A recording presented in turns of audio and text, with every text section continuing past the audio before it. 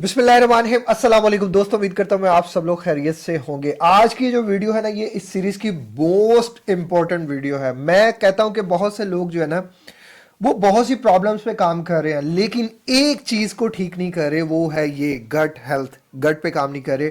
और अगर आपका गट ठीक नहीं है तो आपको बहुत ज्यादा एंजाइटी होगी, गैस होगी, डिप्रेशन होगा, कंस्टिपेशन होगी, ब्लोटिंग होगी, आईबीएस होगा, एच पाइलरी होगा, लूज मोशन होंगे, ब्रेन फॉग होगा, चेस्ट पेन होगी, और ऐसे आपको ऑटोम्यून डिजीजेस जो है ना, इसका भी होने का बहुत ज़्यादा खतरा है। आपके मूड स्विंग्स, हार्मोनल इम्बैलेंस और बहुत कुछ जो होता है, वो सारे का सारा, इवन आपकी 90% बीमारियां जो होती हैं उसका बहुत बड़ा ताल्लुक आपके गट से है। गट को हमारा सेकंड ब्रेन कहा जाता है। लेकिन गट बैक्टीरिया के दो टाइप्स होती हैं, गुड बैक्टीरिया पे तो मैं बहुत ज़्यादा बात कर चुका।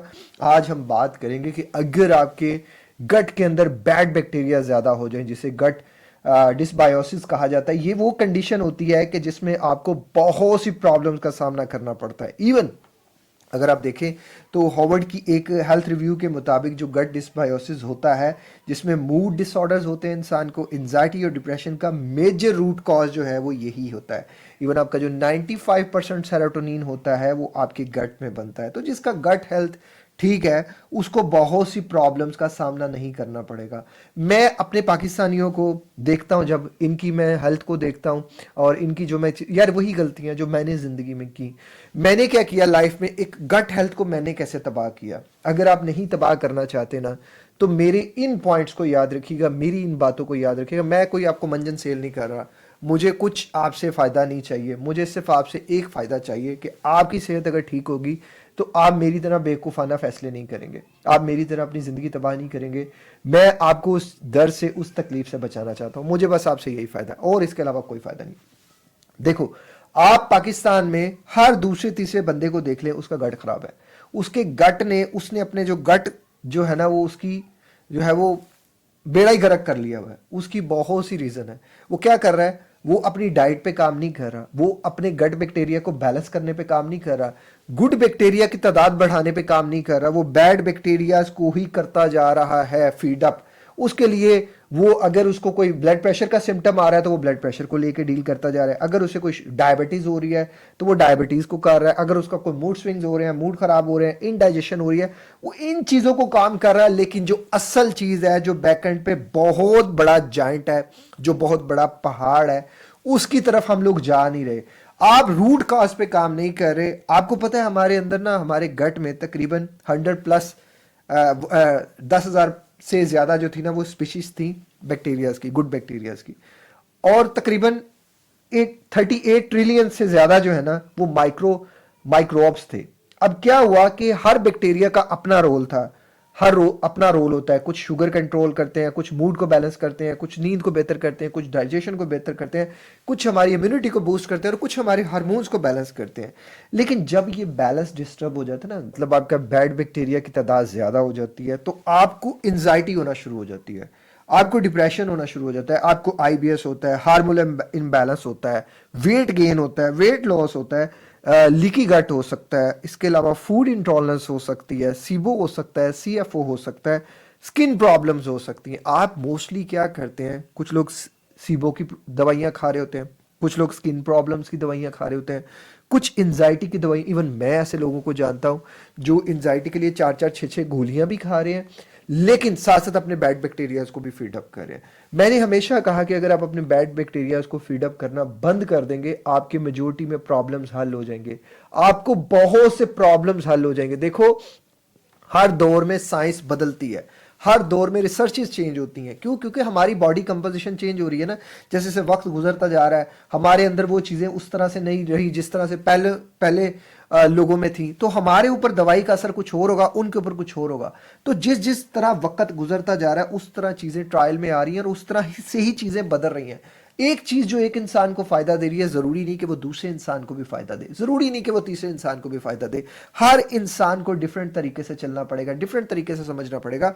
हमारा गट हमारी मेन प्रायोरिटी होनी चाहिए। हमारी मेन प्रायोरिटी हमारा गट को ठीक करना है। अगर आप स्किन के मसले मसाइल को लेके ठीक करते रहेंगे और गट को ठीक नहीं करेंगे तो कभी भी ठीक नहीं होगा। इवन मेरे ये जो ब्लैक और ये जो एक्नी स्कार्स हैं ये अभी थोड़े कम हुए हैं, पहले बहुत ज़्यादा हो गए थे क्योंकि मैंने जब जो है वो एल्यूटेरी योगर्ट का एक कोर्स किया और उससे पहले मैंने चाय का बहुत ज़्यादा, चाय तो खैर अभी भी पी रहा हूँ, तो मैंने अपनी डाइट में देखा कि मैं अपने बैड बैक्टीरिया को ज़्यादा कर रहा था।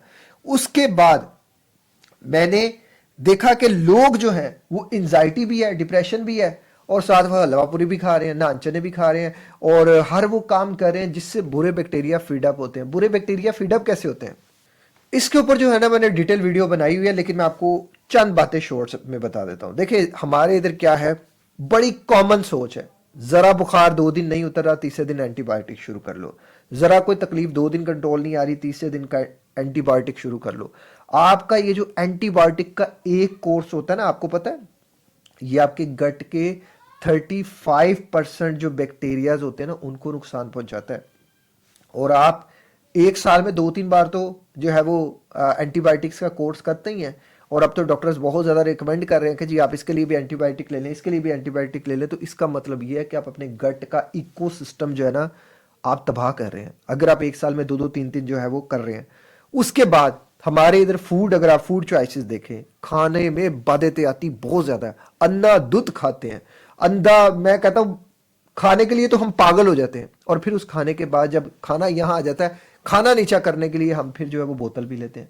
अब ये बोतल जो है ये जंक फूड भी नुकसानदेह है, बोतल भी नुकसानदेह है और रिफाइन जो है वो ये कार्बोहाइड्रेट्स भी नुकसानदेह है। मान के चलें कि ये जो बाजारी खानों में आप खा रहे हैं, पिज़्ज़ा, बर्गर, शवारमा, चाउमीन और ये इस तरह की चीज़ें, और साथ आप बोतल भी पी रहे हैं, तो आप सिर्फ अपने जो है ना वो गट डिस्बायोसिस कर रहे हैं।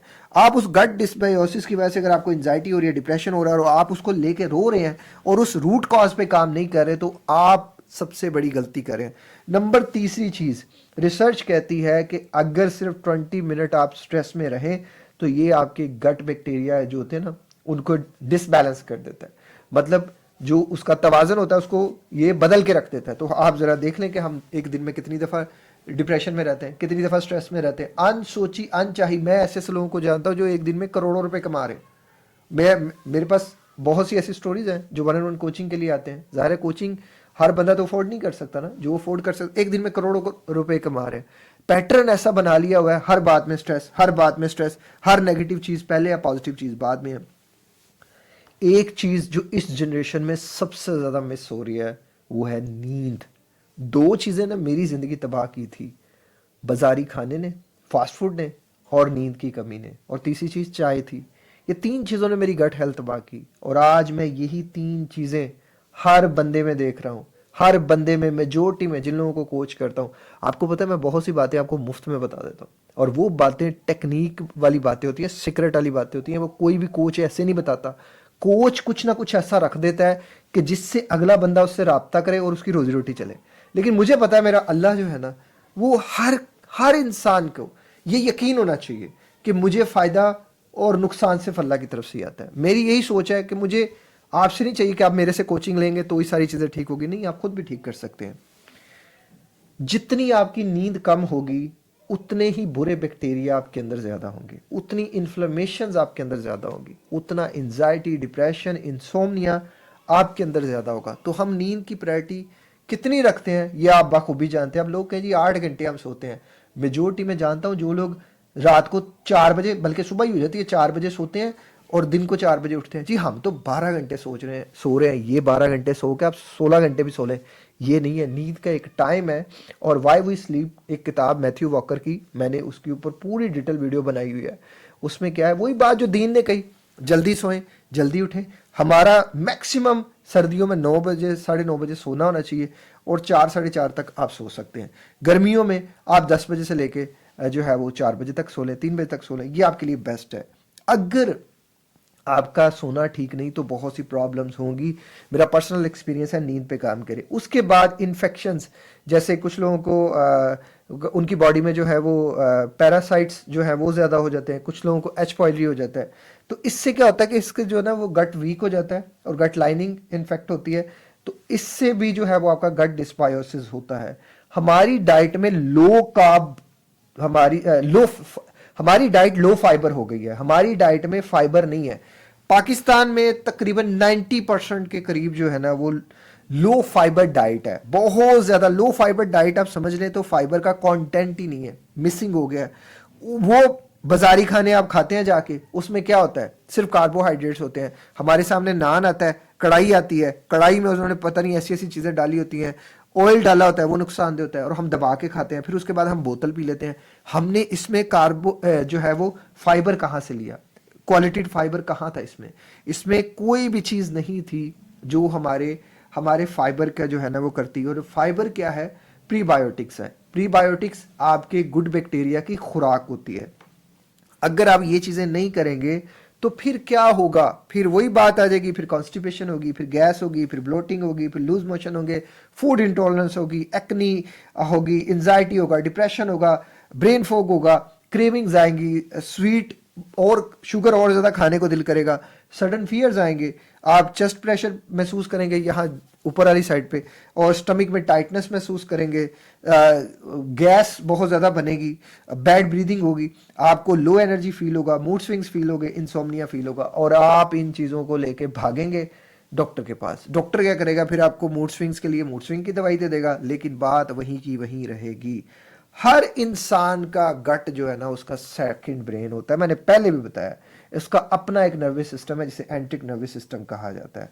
और मेजोरिटी केसेस में, इवन 99% केसेस में स्टडीज ये मानती हैं कि इन प्रॉब्लम्स का रूट कॉज ही गट होता है, क्योंकि इसमें 95% के करीब सेरोटोनिन आपका बनता है जो कि हैप्पी हार्मोन होता है, और तकरीबन 30+ जो है वो गट हार्मोन्स होते हैं जो रेगुलेट होते हैं, यहाँ आपके मूड को कंट्रोल करते हैं, स्लीप को, आपके स्ट्रेस रिस्पॉन्स को। और जब ये चीज़ें आपकी ठीक नहीं होती तो आपका गट जो है वो डिसबैलेंस हो जाता है, इसलिए इन चीज़ों को भी ख़राब कर देता है। अब बात करते हैं सिंपल से सॉल्यूशंस। मैं आपको बहुत कोई महंगे चौड़े सॉल्यूशंस नहीं बताने वाला, कुछ बातें आप अपनी डाइट में चेंज कर दें। एक तो आपने मेरी वीडियो देखनी है, don't feed up your bad bacterias, gut bacterias, ये आपने लाजमन देखना है। अब बात करते हैं कुछ प्रीबायोटिक्स और प्रोबायोटिक्स और पॉलीफेनाइल फूड्स आप अपनी डाइट में डाल लें, एंटी इन्फ्लेमेटरी फूड्स आप अपनी डाइट में डाल लें। पहले तो तौबा करेंगे जो बाजारी खाने आप खा रहे हैं।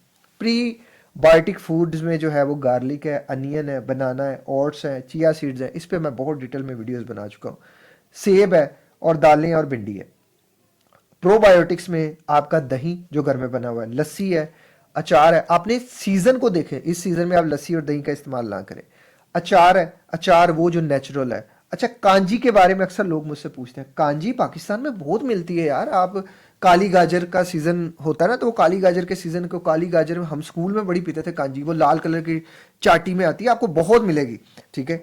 इसके अलावा आप जो कीफर कर सकते हैं, मैंने इस पे भी आपको डिटेल वीडियो मिल जाएगी। फिर आती है बात तीसरे नंबर पे पॉलीफेनॉल्स रिच फूड, जिसमें ग्रीन टी होती है, इसमें बेरीज होती हैं, इसमें अनार होता है, और इसमें डार्क चॉकलेट आ जाती है। और इसके बाद एंटी इन्फ्लेमेटरी फूड्स आ जाते हैं, जिसमें हल्दी है, जिंजर है, ऑलिव है, और फिश है। फर्मेंटेड फूड में फिर अगर बात करें तो कांजी बहुत ज़्यादा जो है वो फेवरेट चीज़ है, और होममेड वेजिटेबल्स भी फर्मेंटेड की जाती हैं। और इसके अलावा जो है आप जो है वो अचार जो घर में डालते हैं, याद रखिएगा उसमें सिरका नहीं अगर आप डालते तो वो ज़्यादा फायदेमंद है। इवन अगर आप ये सारी चीज़ें देखते हैं तो दीन भी जो है ना वो हमें कम खाने की तरफ करता है कि एक हिस्सा जो है ना वो आपको भूख रखनी चाहिए। तो बहुत ज़्यादा आपने नहीं खाना, बाजारी आपने नहीं खाना, ये सारी चीज़ें करें। नमाज़ पढ़ें, कुरान पढ़ें, अल्लाह को कसरत से याद करें, पॉजिटिव सोचें, वक्त पे सोएं, डाइट अच्छी रखें, जो है वो अपने बुरे बैक्टीरिया को फीड नहीं करें, उसके ऊपर मेरी वीडियो है। और गुड बैक्टीरिया को फीड कैसे करें उस पर भी मेरी वीडियो है। गट हेल्थ के ऊपर मैंने पूरी वीडियोज़ बता दी हैं। और एक चीज़ आप करें, सुबह निहार मुना नीम गर्म पानी का आप सिप सिप करके पीना शुरू करें। इसमें आप जिंजर भी डाल सकते हैं, वो भी आपके लिए फ़ायदेमंद है। इसमें आप इलायची भी डाल सकते हैं, वो भी आपके लिए फ़ायदेमंद है। आप इसमें शहद थोड़ा सा डाल सकते हैं। डिफरेंट तरह की आप इसको ना रेसिपीज कर सकते हैं। कुछ लोग चिया सीड्स भी मॉर्निंग में एम्प्टी स्टमक लेते हैं, तो ये सीज़न नहीं है वैसे चिया सीड्स लेने का। और आपने अपने मिजाज के अकॉर्डिंग, अपने मूड के अकॉर्डिंग और अपनी तबीयत के अकॉर्डिंग चीज़ें डिसाइड करनी होती हैं। आपने बस ये याद रखना है कि आपने हर वो काम करना है जो आपकी गट हेल्थ को ठीक कर सकता है। आप बहुत ज़्यादा प्रॉब्लम्स के पीछे ना भागें, सॉल्यूशंस के पीछे भागें। आप सिर्फ एंजाइटी को ट्रीट करते रहेंगे और गट हेल्थ को इग्नोर करते रहेंगे, फिर तो यार प्रॉब्लम गलत है ना। अगर मैं सुबह शाम जो है बुरा खाना खाता रहूँ और मैं अपने आप से कंप्लेन करूँ मुझे रात को नींद क्यों नहीं आ रही, तो मेरे ये चीज़ मैं कसूरवार हूँगा। इवन मुझे पता है, मैं अब जैसे सीज़न बदला है, मैं दिन में 2-3 कप चाय पी रहा हूँ। मुझे चाय पसंद है भाई, मैं क्या करूँ, चाय मुझसे नहीं छूटती तो खैर नहीं, मैं चाहूँ तो छोड़ सकता हूँ, लेकिन उसके बाद मुझे ये स्किन पे एक्नीज काफ़ी महसूस हो रही है। दूसरी चीज़, मुझे पानी की प्यास ज़्यादा लग रही है। मुझे और भी बहुत से प्रॉब्लम सिम्टम्स आ रहे हैं, लेकिन वो बहुत कम है यार, वो इतने हैं मेरे लिए कि मैं उनको मैनेज कर सकता हूँ। जब चीज़ मेरे लिए मैनेजेबल है, मैं उसको कर सकता हूँ। लेकिन मेरी चाय उस तरह की चाय नहीं है जिस तरह की आप पी रहे हैं। उसमें पानी है, पानी में इलायची है, अदरक है, हल्दी है और थोड़ी पत्ती है, थोड़ा सा दूध है, चीनी नहीं है, कोई मिठास नहीं है। तो वो अगर डैमेज कर भी रही होगी ना, थोड़ा कर रही होगी, खुदा रहा अंडरस्टैंड करें। और मेरी लास्ट कप जो होता है वो 2:30 बजे के बाद नहीं होता, 2:40 इसके बाद नहीं होता दोपहर को, उसके बाद मैं नहीं पीता। तो मुझे पता है इसकी थोड़ी बहुत कॉस्ट है जो मुझे देनी पड़ेगी। अंडरस्टैंड करें, आपको ये सारी चीज़ें करनी पड़नी है। आई होप सो कि आप वीडियो का मकसद समझेंगे, इसे अंडरस्टैंड करेंगे और इस तरह की वीडियोस के लिए इस चैनल को सब्सक्राइब कर लीजिएगा। अपना बहुत ख्याल रखिएगा, मुझे दुआ में याद रखिए। मिलते हैं किसी और वीडियो में किसी और टॉपिक के साथ। अस्सलाम वालेकुम, अल्लाह हाफिज़।